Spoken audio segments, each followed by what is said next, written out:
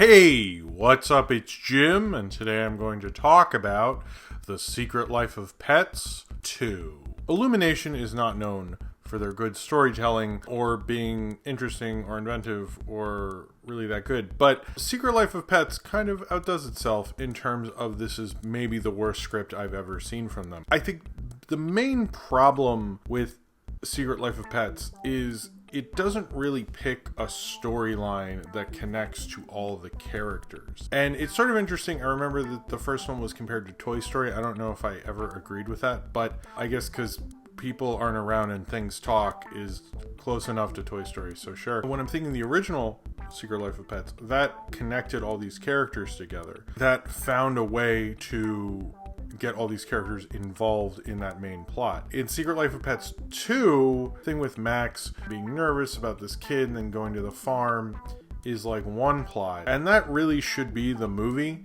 It really feels like that should be a movie, but for some reason they have to give both Gidget, voiced by Jenny Slate, a plotline, and Kevin Hart's bunny character, and Snowball has his own plotline where he meets up with Tiffany Haddish dog. He meets up with Daisy, played by Tiffany Haddish, and they rescue a cat who is in a circus, a large circus cat. What these plotlines have to do with one another, I don't really know, other than like facing your fears, I guess. Not really. Maybe just two of them. But they just feel completely disconnected to one another. And in that, it feels like a sitcom. Like, you know, I know Paleo mentioned his review. It felt like a Nickelodeon sitcom. I think he said that you don't like, but just kind of watch because it's on. But I think it feels like sitcom writing in that you can have A plot, B plot in those because, you know, you're telling an overarching story about these characters.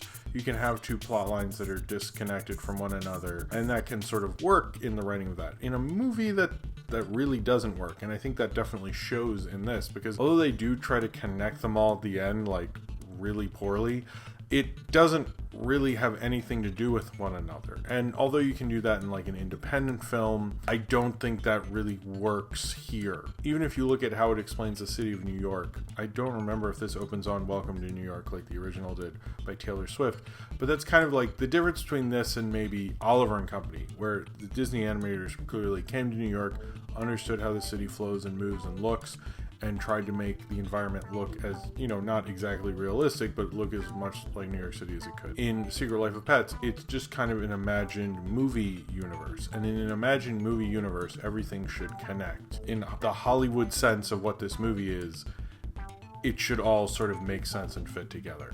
And this movie doesn't do that at all. And I think you just feel like you're adrift in it. Like, it understood it had to have certain characters in it because maybe they sold merchandise or people like them or market testing or whatever. They didn't think of a way to get all those characters to connect to that storyline. And it felt like the way they wrote Max's story, that was a whole other movie.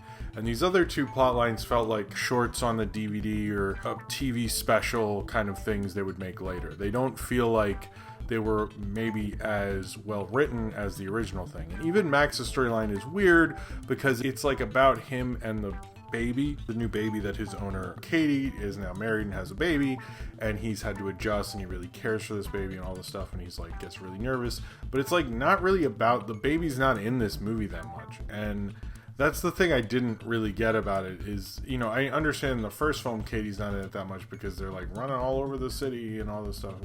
And like that worked in what it was. But in the second one, like she's sort of there on the farm with them and like you don't see her in sequences and for a while, and you don't see the baby for a while, and it's like he's really nervous because of this kid, but it's like the movie forgets about the kid and just cares about Max being like nervous, and Max has always been nervous, so I really don't understand what the point of that was. I didn't mind Harrison Ford as Rooster, like the kind of farmhouse dog.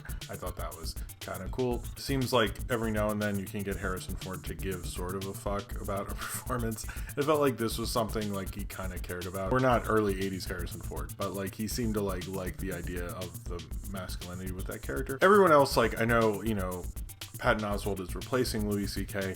I would have thought also Patton Oswalt used to talk all day about how he like helped script doctor like animated films and make them so much funnier, and like then he's voicing one that isn't Ratatouille and it totally sucks. I did think it was better cast last time. Now I just find it annoying, and Tiffany Haddish who I normally like. I will admit she's in too many things, so she's feeling less special. I did like her and Kevin Hart's chemistry. I didn't see Night School, so I wasn't sick of them, I guess. When they try to return characters, they had no reason to. I mean, at least in Toy Story, it gets like the whole group involved in like whatever plot line. And this, it's like, I don't know, the bird needs to be here because we featured him a lot last time. And it's like, if you don't need these characters, like, let go of them. Like, that's the biggest problem with any sequels. They just feel like they need to like keep these characters going for some sense of continuity, but that's just like bad script writing if you literally have no reason for them, which this film has a problem with. Like Gidget's thing about being a cat and trying to get like this bee thing, which I do not remember from the original, and I just watched that with my daughter like a month or so ago when it was on NBC, I think on Memorial Day. I do not get what that was about. Like, that just didn't work. I mean, there's so many plot lines in this. I often felt like I was flipping through the channels. Like, there used to be this show on MTV called MTV Undressed, and it would have various different plot lines, and I wouldn't like all the plot lines, and it wasn't a good show, but I wouldn't really like most of the plot lines, so I changed channels during it. And since they were switching so much and I was switching so much, I would actually get like confused. And I'd talk to other people who watched that show and they'd have the similar experience. And then I look at Secret Life of Pets 2 and I have a similar situation where like I'll be in this one plot line and go, okay, we're doing this. This is this movie. And like, oh right, Gidget. Yeah, we're still doing that one. And oh yeah, Snowball's a superhero. I did appreciate, though, when they have the superhero, I guess it was in 2D kind of sequences, they did the music like The Incredibles. It was clearly an Incredibles parody. They actually did a decent enough job at that, not as good as, like, you know, the actual Incredibles. But, you know, I appreciated the very basic reference. I mean, you know, what are you going to appreciate from Illumination? Illumination, I think one of their biggest problems, and it's clearly, like, boiling over at this point, they are not really interested in doing anything interesting with animation. They're just interested in being entertaining, and that's fine. I like entertaining movies, but at the same time, this is sort of like those Cannonball Run movies. Now you're like, Jim, what are those? That's sort of my point. Those were really big movies in the 80s. They had every movie star you can imagine. They were apparently entertaining. I never really got it, but they were a big deal then. If you're a mainstream audience, you would know what Cannonball Run was. It's 2019, and you're watching this, and you're probably like, the fuck is Cannonball Run? That's sort of my point. If you're just entertaining, there's nothing to really connect to, which this film doesn't really have, then there's nothing there. You're just basically air. You're like a fart in the wind. And that's the best Secret Life of Pets 2 does.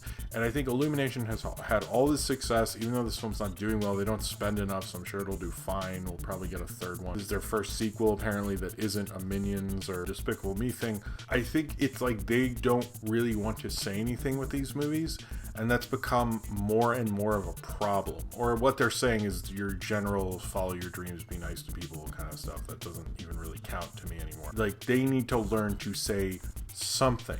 And in 2019, what animation is now, they are very, very much not a part of the conversation. And I think watching this, I'm like, they're so far removed from it, they've like kind of devolved in a way and gotten worse, which is ultimately insanely disappointing. Illumination has some promise and could do some, you know, interesting stuff maybe if they wanted to, but they're kind of in this like weird early DreamWorks kind of rut where they're more interested in making, you know, an entertaining film that's like fun and does all the beats and things like that. That's honestly just felt so boring. Like I wanted to review this the day I saw it because I was literally afraid I would forget about it because it's just not very interesting. And I think Illumination needs to work on maybe trying to make their films like more memorable, more insightful, more interesting, more fun. Hotel Transylvania 3 I still rewatch because the animation's fun and there's some liveliness to it. Secret Life of Pets 2, it's like I actually did live through the fact that like I have cats and they had to get used to my daughter coming home and how that upheavaled their life and things like that. And I couldn't really relate to how they did it in this film, frankly. I thought they kind of just couldn't find what else to do with these characters. And I think maybe that's something they need to think about when they're making a sequel. They just seem to be making it because they know they can be decently entertaining, but the entertaining quality of this just didn't really come through. If each of these sequences were just like killer amazing, then yeah, you could have gotten through this whole plot of this fucking movie, and we would have been like, wow, that's really cool.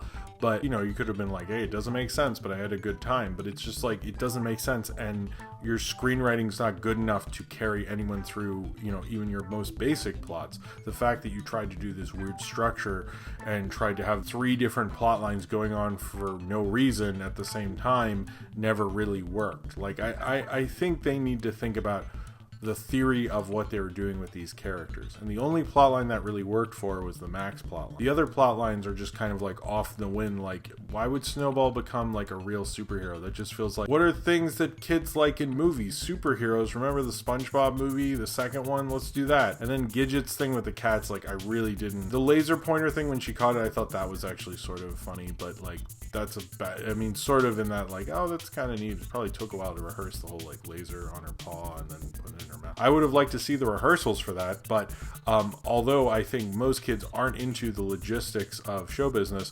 I don't think Secret Life of Pets 2, it's probably maybe the worst Illumination. Minions was formerly my worst, but I think this is definitely on the lower scale. Illumination needs to have something to it. There's nothing artistically to gravitate towards. There's nothing to script-wise. It's not saying very much of anything. It's not saying anything. And I think they need to look at themselves and look at, like, what is their legacy? Because when we look at the legacy of early DreamWorks, we all joke about Shark Tale, or how this one sequence in Shrek 2 was alright. And that's not something that's going to push forward. You know, the reason Disney got to exist on is because those are great movies, not every one, but they had enough hits that you'd want to go back and revisit them. And something like Secret Life of Pets 2 reminds me more of what I don't like about Illumination. It doesn't make me want to, like, I didn't take my daughter to this because I thought it was going to be bad, and I was right. This was just kind of forgettable, badly written film, and it kind of shows me maybe they should just be bad sitcom writers than really be making animated feature films. I really do expect more from them than this thing, and typically there are kind of like basic kind of Walmart kind of screenplays, and that's exactly what I expect from them. But the fact that they like kind of got worse than that and kind of more kind of all over the place and just couldn't even write a decently structured script, I think shows you like where their allies really lies. Like, they just think they can sort of get away with such a subpar narrative, and this film just, without anything to connect to, without like really understanding theory-wise what to do with the sequel, you just have a sequel that's just hoping it's entertaining enough to pass on by. And I think I'm really getting sick of Illumination trying to pull this trick on me and me acting like that's okay. So if you have seen The Secret Life of Pets 2 and you would like to talk about it, then comment below in the comments and subscribe if you would like to.